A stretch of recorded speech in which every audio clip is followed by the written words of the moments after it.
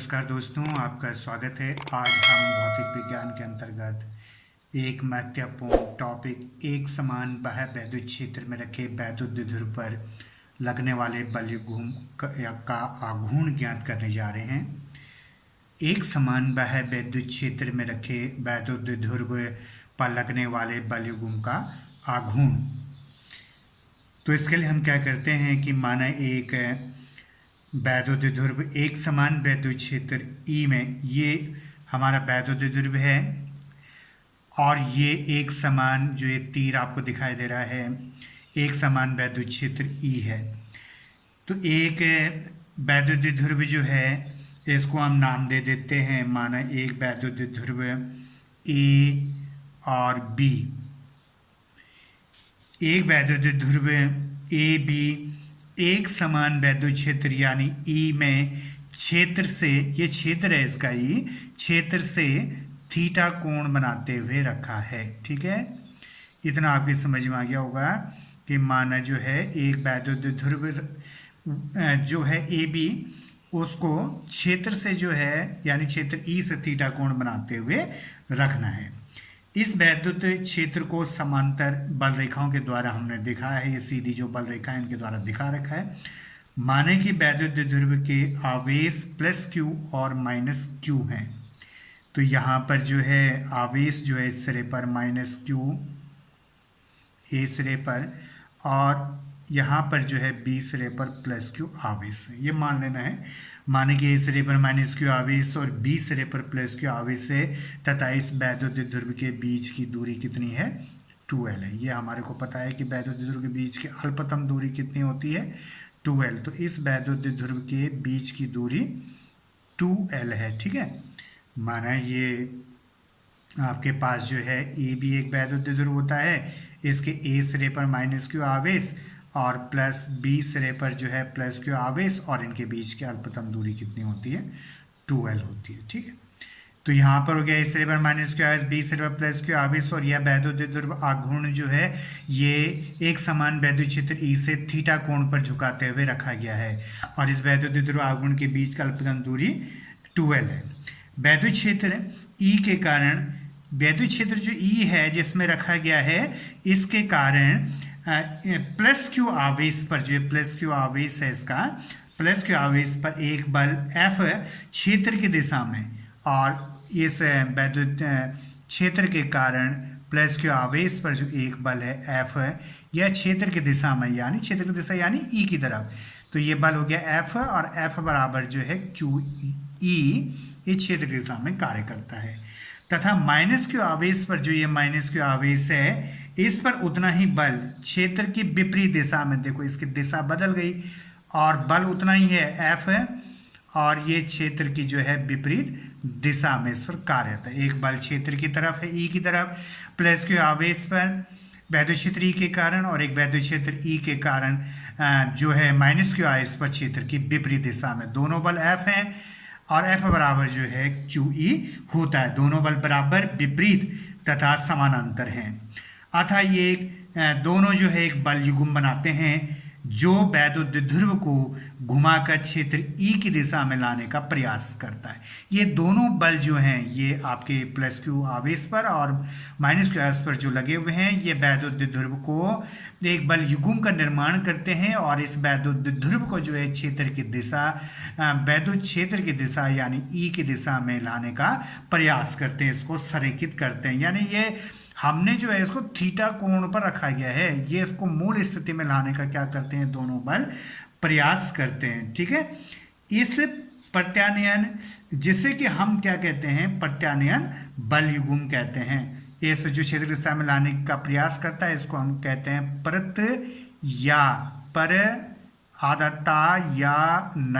प्रत्यानयन बल कहते हैं, और इसको जो है हम टाउ से प्रदर्शित करते हैं, टाउ से प्रदर्शित करते हैं इसको। ठीक है, प्रदर्शित किया जाता है।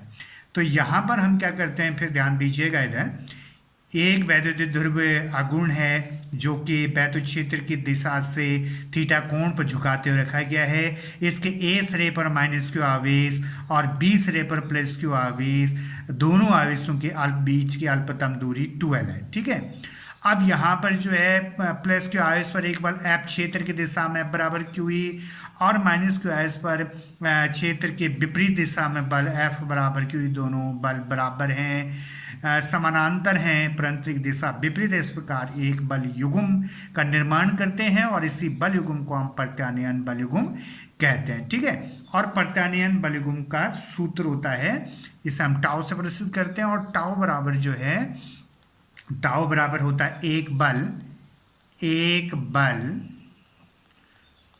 और गुणा इंटू दोनों बलों की क्रिया रेखाओं के बीच की लंबवत दूरी। दोनों बलों की क्रिया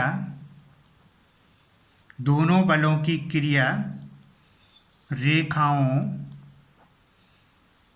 के बीच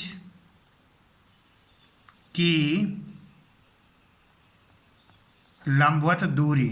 ठीक है, टाउ प्रत्यानयन बल युग्म टाउ बराबर होता है एक बल यानी कोई सा भी बल, ये F बल ये भी हो सकता है, ये भी हो सकता है, कोई सा एक बल यानी F, और गुणा दोनों बलों की क्रिया रेखाओं के बीच की लंबवत दूरी। ये इसका सूत्र हो गया, बीच की लंबवत दूरी। ठीक है, यहाँ पर जो है दोनों बलों के क्रिया रेखाओं के बीच की लंबवत दूरी, इस बल की और इस बल की लंबवत जो दूरी है वो ये है, इसको हम मान लेते हैं यहाँ पे n मान लेते हैं। तो ये लंबवत दूरी जो है क्या हो गई, इसकी bn हो गई, लंबवत दूरी क्या हो गई इसमें bn। ठीक है, यहाँ पर हम क्या करते हैं कि ये पूरा का पूरा ध्यान दीजिएगा, इसमें एक त्रिभुज का निर्माण करा, देखो BAN, ऐसे त्रिभुज BAN में। ठीक है, यहाँ पर जो है हम साइन थीटा बराबर क्या होता है, लंब बटे कर्ण। ठीक है, तो साइन थीटा बराबर लंब बटे कर्ण। देखो लंब जो है ये bn है। ठीक है, इसी का मान हम निकालना चाह रहे हैं इसमें, ये हो गया आपका bn। ठीक है, और कर्ण जो है ये आपका AB हो गया, और AB की जगह क्या है, अल्पतम दूरी 12, तो यहाँ पे जो है 12 हो गया। ठीक है, क्लियर। अब यहाँ पर हम bn बराबर इन दोनों की क्रॉस गुणा हो जाएगी, तो ये हो जाएगा bn बराबर 2l साइन थीटा, यानी ये साइन थीटा आपके जो है किसके साथ गुणा हो गया है, 2l के साथ, तो bn बराबर हो गया 2l साइन थीटा। तो यहाँ पर जो मान है इसका ये हो गया 2l साइन थीटा। क्लियर हो गया इतना, ये मान जो है 2l साइन थीटा है, जो दोनों बलों की क्रिया रेखाओं के बीच की लंबवत दूरी है। अब सूत्र है हमारे पास टाउ बराबर एक बल, और एक बल कोई सा भी, यानी यहाँ पे F लिख देंगे, और गुणा दोनों बलों की क्रिया रेखाओं के बीच की जो लंबवत दूरी है ये आपकी जो है bn आई। तो यहाँ पे लिखेंगे टाउ बराबर F की जगह जो है QE हो जाएगा। ठीक है, और bn की जगह क्या हो जाएगा, into 2l sine theta, bn का मान आ जाएगा, ये वाला मान आ जाएगा।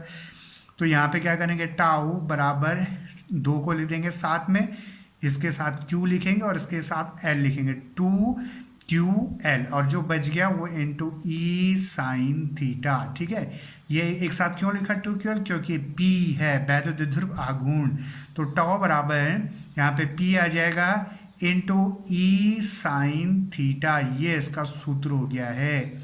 जहाँ ध्यान दीजिएगा 2ql की जगह हमने p लिख लिया, और p जो है वैद्युत द्विध्रुव आघूर्ण है। तो हमारे पास सूत्र हो गया टाउ बराबर पी ई साइन थीटा, यानी टाउ बराबर पी ई साइन थीटा, और यहाँ पर जो है इसकी इकाई आ गई है न्यूटन और मीटर। ठीक है, न्यूटन मीटर, यानी सूत्र हो गया टाउ बराबर P E sine theta Newton और मीटर। ठीक है, तो ये है एक समान बाह्य वैद्युत क्षेत्र में रखे वैद्युत द्विध्रुव पर लगने वाले बल युग्म का आघूर्ण। अब यहाँ पर होता क्या है कि कुछ इसमें विशेष स्थितियाँ आती हैं, तो वहाँ पर हम इनको भी ध्यान रखेंगे। इनका विशेष स्थितियाँ पॉइंट आता है इसके, विशेष स्थितियाँ। ठीक है, विशेष स्थितियाँ तो पहली स्थिति आती है यदि वैद्युत ध्रुव वैद्युत द्विध्रुव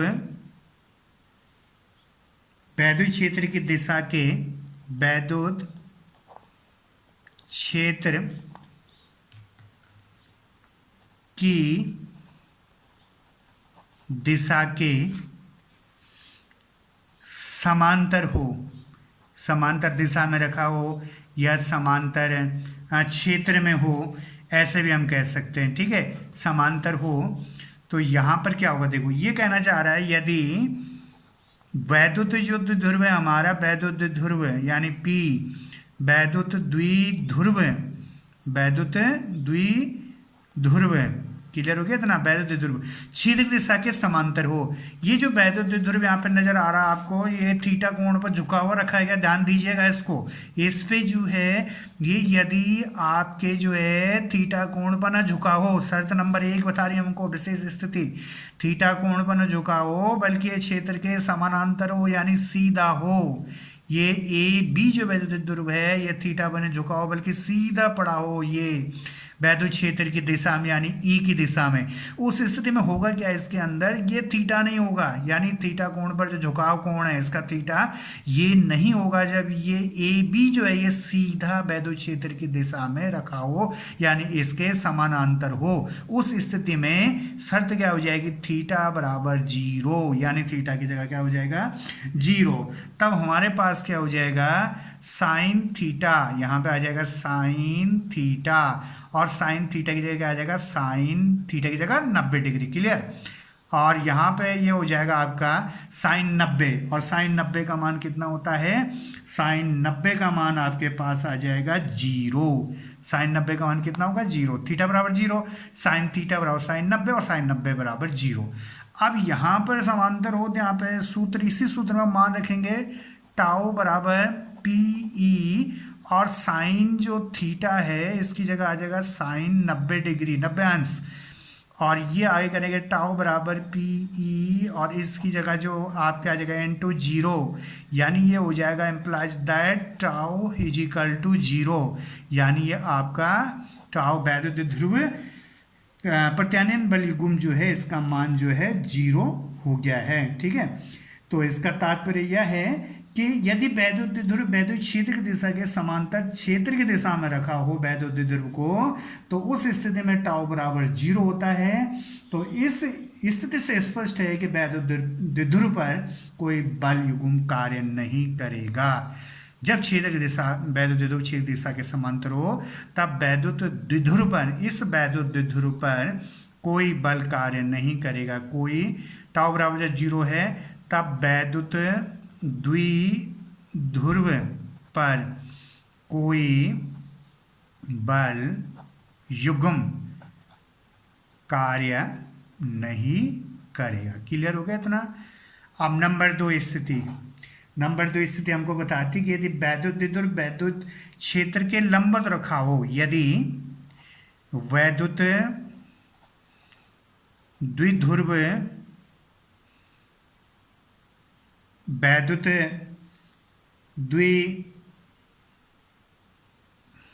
द्विध्रुव वैद्युत क्षेत्र के लंबवत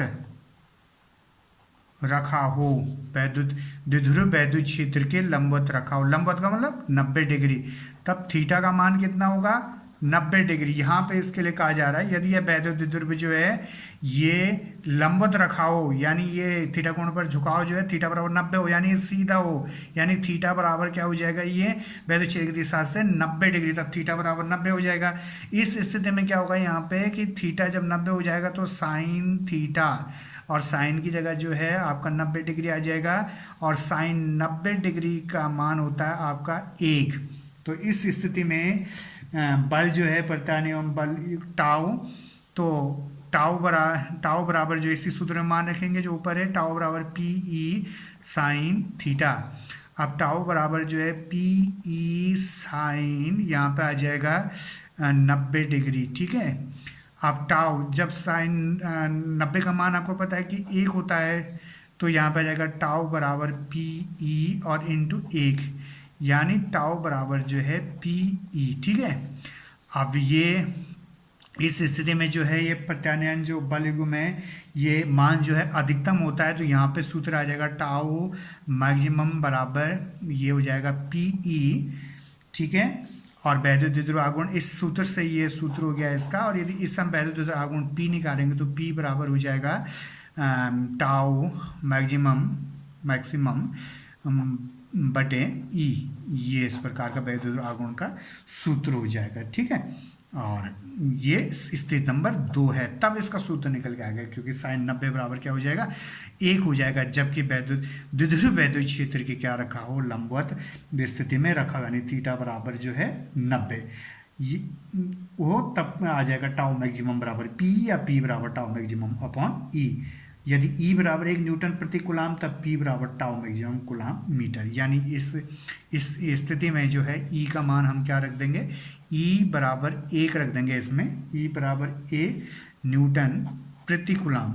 तो इस स्थिति में तब ये हो जाएगा पी बराबर टाउ मैक्सिमम, ठीक है।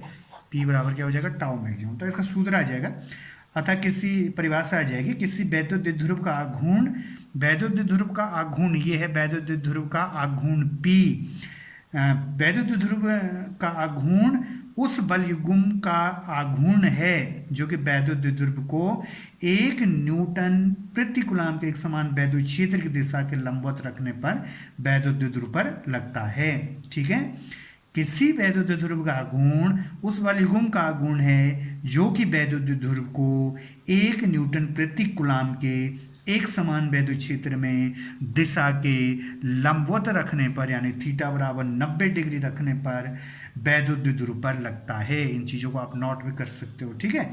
स्थिति नंबर 3, तीसरी स्थिति भी आती है इसमें, स्थिति 3 आती है इसमें, यदि वैद्युत द्विध्रुव वैद्युत क्षेत्र की दिशा के समांतर, यदि वैद्युत द्विध्रुव वैद्युत क्षेत्र की वैद्युत क्षेत्र के समांतर परंतु विपरीत दिशा में रखा है।